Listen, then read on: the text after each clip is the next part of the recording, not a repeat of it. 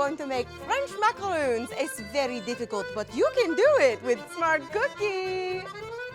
Hey everyone, welcome back to smartcookie. I'm your host, Elise, and we are about to embark on an adventure together, everyone. I know it looks very pleasant up here. It's all a facade, because today we are tackling the French macaron. That's right. They're so scary and so beautiful. We're gonna be in this together, okay? Me and you, internet, me and you. So first things first, why do I have a food processor? Because even though I have purchased fine ground almond flour, it might not be fine enough. So we are gonna put our powdered sugar, some almond flour, and some salt in a food processor and pulse it a couple of times just to make sure that it is as fine as it possibly can be. Girl, you fine. Gorge. Off to a good start, everyone. I put things in a bowl. Delightful noise. We got a fine mesh sifter and a large bowl. Okay, and we are just, now we're gonna sift this. So yes, this is a lot of steps for one recipe, but I'm telling you, I tried to shortcut this. It does not work. So we want this to be as fine as possible because it's gonna help us with some rise on our macarons and make sure that we get feet on them, which are kind of the little crinkly edges on the macaron. And that is the sign of a well-made delicacy. Oh, smart cookie, fact of the day.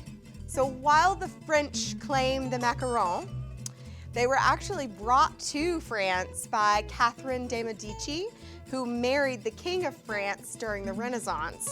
And apparently these were originally made starting back in like the 8th century by monks in a monastery.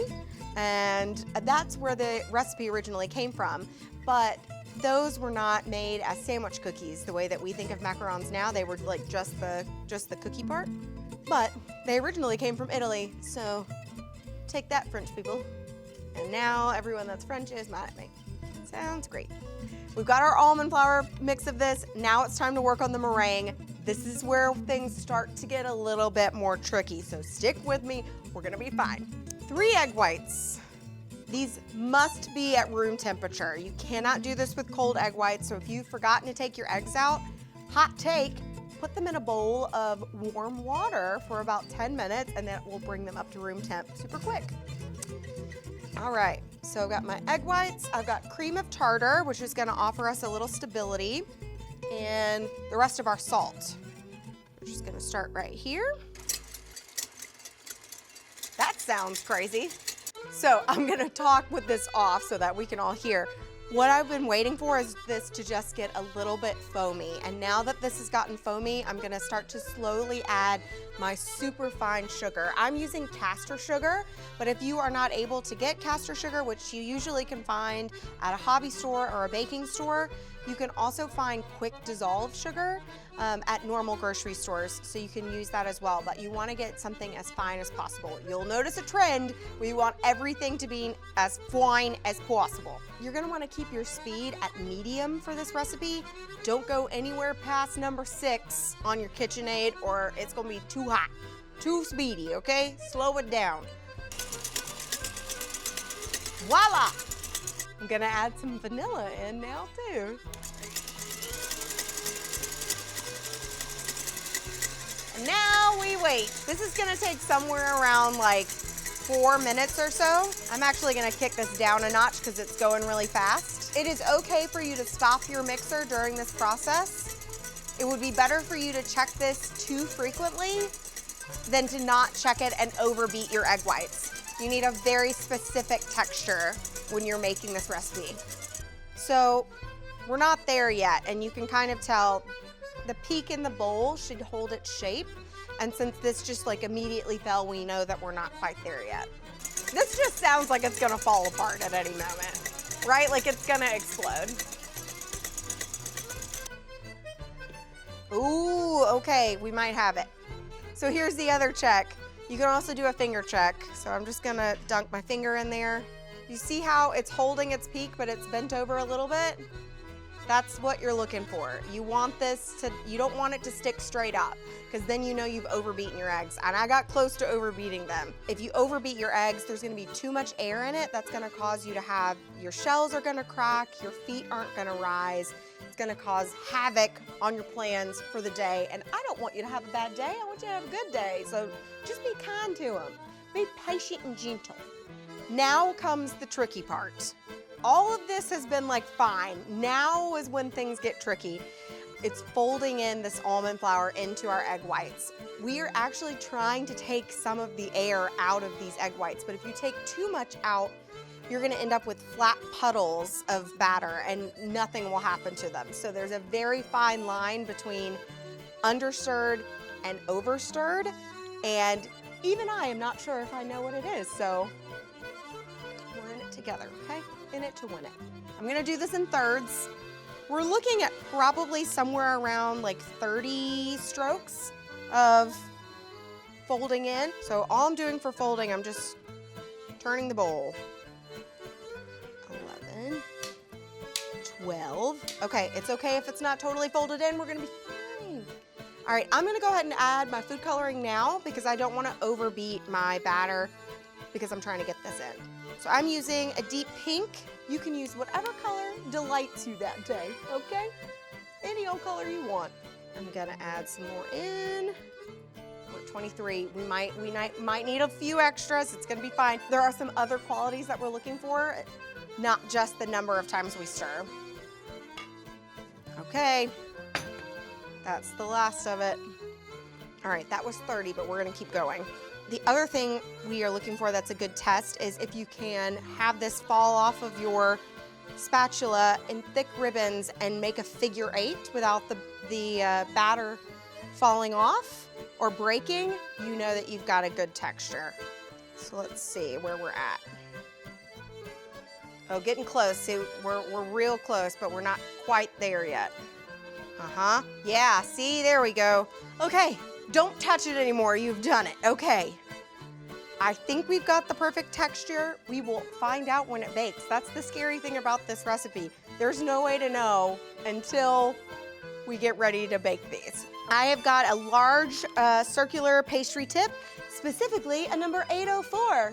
What's up, Wilton Baking? This is a silpat. This is a silpat. This is a baking silicone sheet. This is specifically made for macarons, and it's got stencils. Oh, I shouldn't point with my middle finger.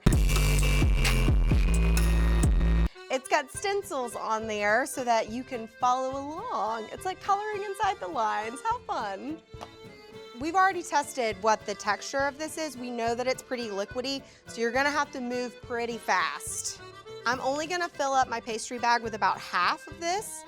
Each batch should make about 30 macarons. So about half of the batter should fill one sheet tray, and then you can fill the rest of it and do another sheet tray. Here we go. So you're just starting right in the middle. You're gonna pipe and lift. Pipe and lift. If you have not beaten this enough, those little peaks will stay.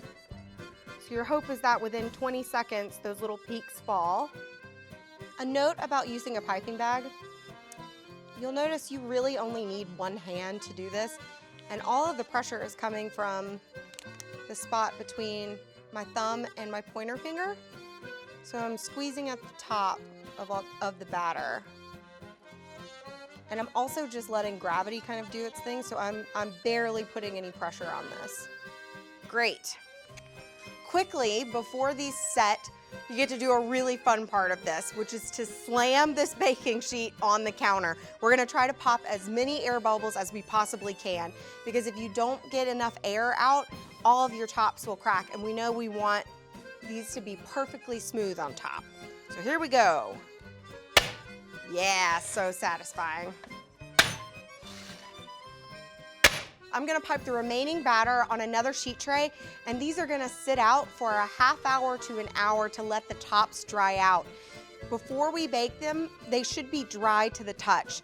And we want these to dry out because that's how we get that little foot, that little crinkle edge around the bottom.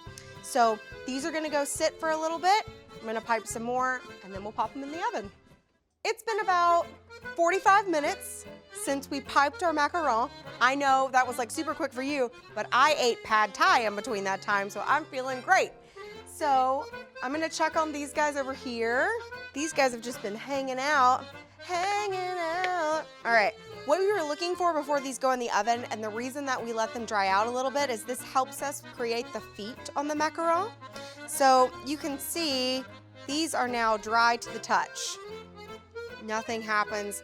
They're still a little jelly-like, but they have definitely dried out. These are gonna bake at a low temp at 300 degrees. If you are unsure of your oven temperature, I would highly recommend putting an oven thermometer in there, because we definitely need these to bake at 300 or even lower. Anything above that, they're gonna start to turn brown and lose some of their color. So these are gonna go in for, and this is really specific, 17 to 20 minutes. And you're gonna wanna keep an eye on them. And if you've got a smaller oven, you'll wanna switch your trays halfway through baking. Here we go. This is the real test, because you don't know how well you've done until after these have baked. All right, so we'll switch these guys halfway through, and let's just see what happens. So our macarons baked for about, this was somewhere between 17 and 19 minutes. You can tell the difference. Some of these are a little bit lighter than others. Some of them are a little darker. It's okay, everybody's the same. All right, so these worked, and I am so pleased. They have a little foot. There, look at this little guy. See his little foot right there on the crinkle edge? Beautiful. All right, so we've let these completely cool for a half hour before we even took them off the mat. So we let them cool on their mats, and now it's time to decorate. Now, you can switch your fillings with anything that you want. So you can do jams, you could do ganache, you can do a good old American buttercream, you can do cream cheese, whatever you want. So this is, again, like a moment for your creativity. So you go for it.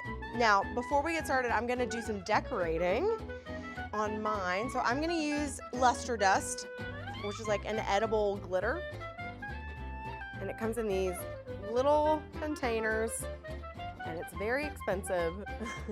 And then the way that you adhere luster dust is with some vodka, and you need just a little bit. So we're just gonna tippity tap. There we go. So you wouldn't want to use water on this because it would take too long to dry. The alcohol in this means that this dries really quickly, and it's not going to dissolve the sugar in the cookie. You can see how metallic that is. Pretty cool stuff. And I'm just gonna do some splatter paint because I think that that's fun. You can decorate these however you'd like. If you wanted to do sprinkles, you could do that. All right, I think those look pretty good. That's pretty cool. Now all we're gonna do is fill these. So I've just got some good old American buttercream. I'm using some strawberry extract today, but again, you can use whatever you want. We're just gonna pipe right into the center. Boop. Da-da-da-da! There it is! Look how cute. So precious. Adorbs.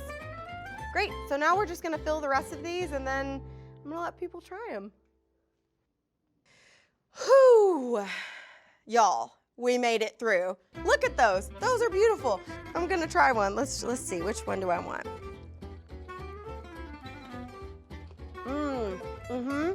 It's like crispy on the outside and super chewy. So you've got like all kinds of textures going on. You got a little crunchy, got a little chewy, got super sweet, got some strawberry going on. The salt in here is really nice. It helps to balance everything out. They're just really nice. That's a really nice dessert. I think that it's a call for celebration, if I do say so myself. Woo! Hey, if you make these at home, please let me know how it goes. Make sure you like, share, subscribe, comment, all those things. Let's have some champagne together, you know what I'm talking about? Hey, and don't beat yourself up if these don't work the first time. They didn't work the first time for me either. But if you try these, then cheers to you, my friend. We'll see you on the next Smart Cookie. Okay, do we have another episode? Because I'm just gonna drink the champagne.